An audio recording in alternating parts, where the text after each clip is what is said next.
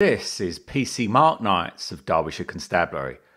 On the 21st of November 2019, he was attending a non-emergency incident in Ambergate in Derby. The police's presence had already halted traffic and Knights found it difficult to get through. So he asked the driver of the vehicle ahead to pull to one side. The driver said he was unable to and suggested that if the officer waited, he'd be able to move forward with everyone else. Knights then began taking pictures of the driver's vehicle. So the driver got out and took pictures of PC Knights, this being one of them. The driver then got back into his vehicle. As he pulled away, PC Knights leant toward the window and shouted out, "Fat cunt," at the driver. The driver stopped his vehicle and got out.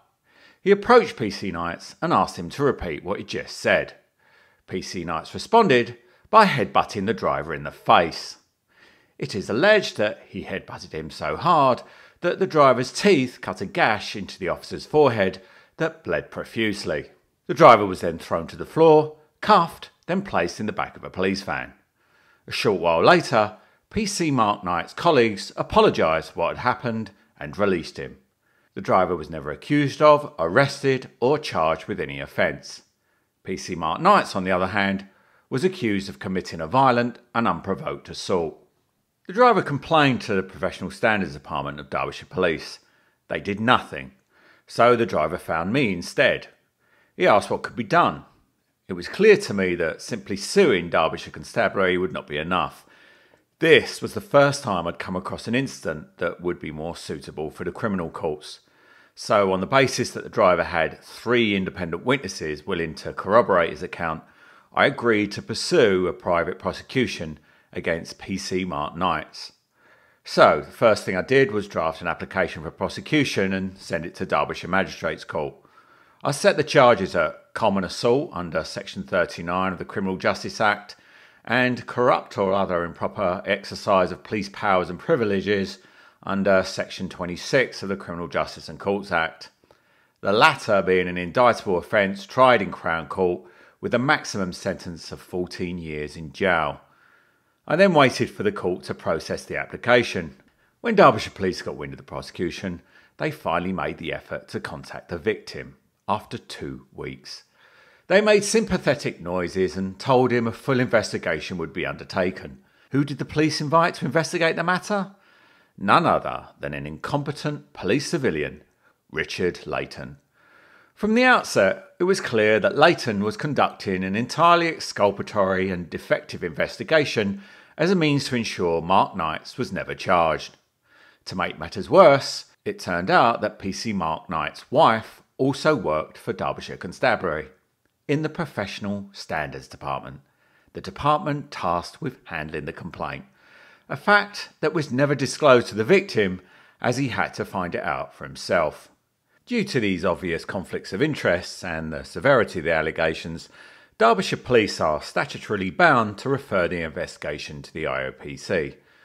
Unsurprisingly, they never bothered, so I referred it to the IOPC on their behalf. The IOPC ignored my communication and failed to intervene. So I contacted the Derbyshire Police and Crime Commissioner, Hardy Dinsder, who, as of recent changes in police complaints process, has authority to take control of certain complaints. I invited him to do so. He had absolutely no idea what I was talking about, didn't know such legislation existed, and responded with patronising cut-and-paste responses that could have been authored by a 5-year-old. I also contacted the MP of the district the event had occurred in, Nigel Mills, to ask him, among other things, if the offending officer had been placed on restrictive duties. Nigel Mills never bothered to respond. In fact, every institution whose job it was to protect us from potentially dangerous police officers expressed not the least concern in what was happening. The police conducting a defective investigation against one of their own is standard evasion tactics and came as no surprise. If a police officer commits an unprovoked assault or unlawful arrest against a member of the public who then complains, the police will always close ranks and do whatever they can to save their colleagues. It's in their blood. The Blue Code of Silence, it's called. The protection of the police always comes before the protection of the public, and this was no exception.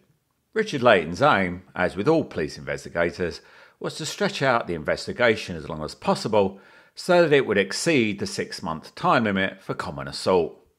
That way the investigator can blame the courts and the CPS. Unfortunately for Layton, he couldn't pull that particular rabbit out of the hat because my application for summons had preempted him. On the 10th of February, he had to come to court along with PC Mark Knight's and Knight's solicitor and PC Mark Knight's wife. I came along with the victim, 2 witnesses and a journalist from the Derby Telegraph. Now here's the thing. If you were to headbutt a police officer, I could guarantee you 2 things would happen. 1, you'd be arrested and thrown into a cell within minutes. 2, you'd be up before the magistrates the following day and potentially placed on remand until the trial date. The police, as criminals, are excluded from that process entirely, and they are instead gifted a team of public servants whose job it is to ensure that prosecution never goes ahead. The CPS are part of that team, as they have been complicit in ensuring that PC Knights is not prosecuted and that public safety takes second place to saving a police officer's arse.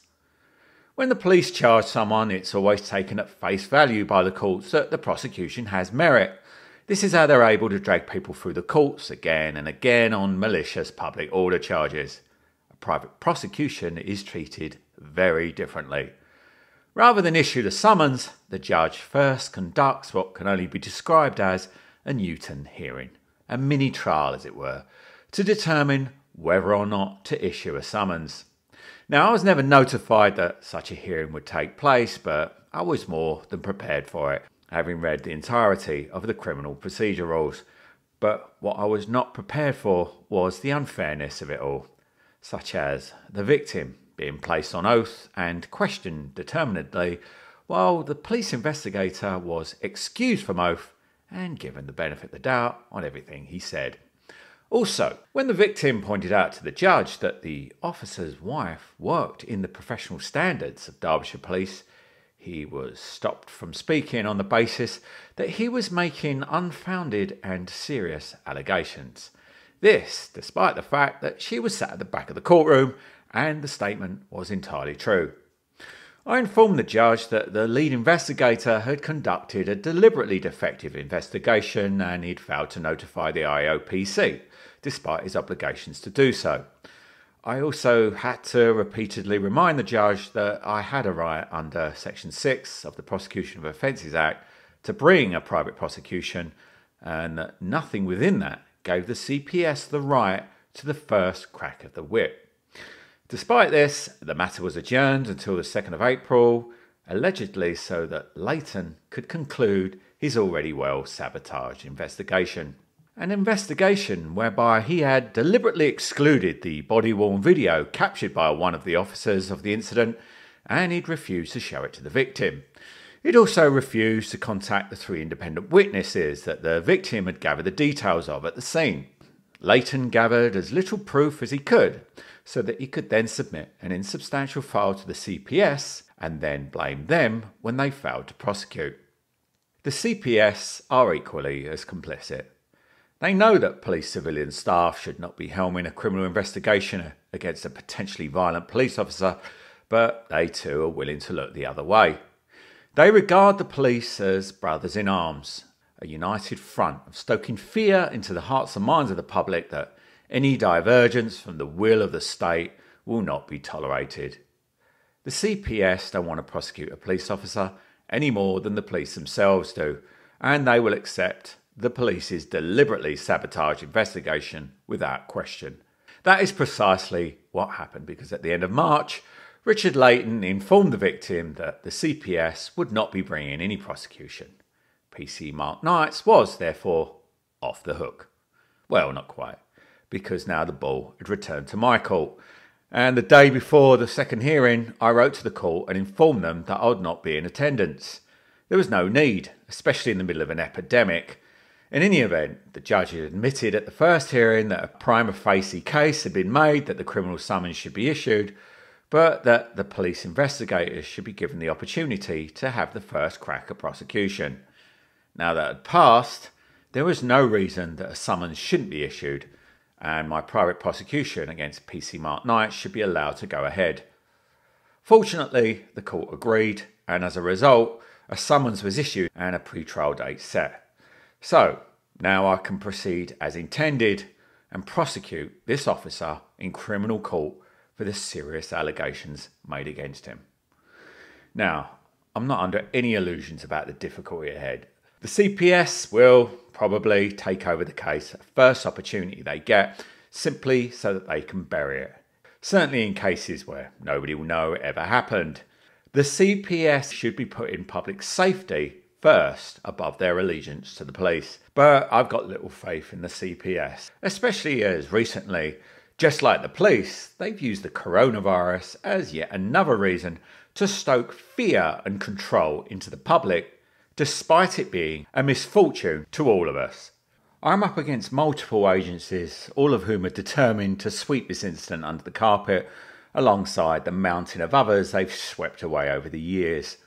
I'm bearing all the costs myself, and my entire prosecution team consists solely of myself and the victim.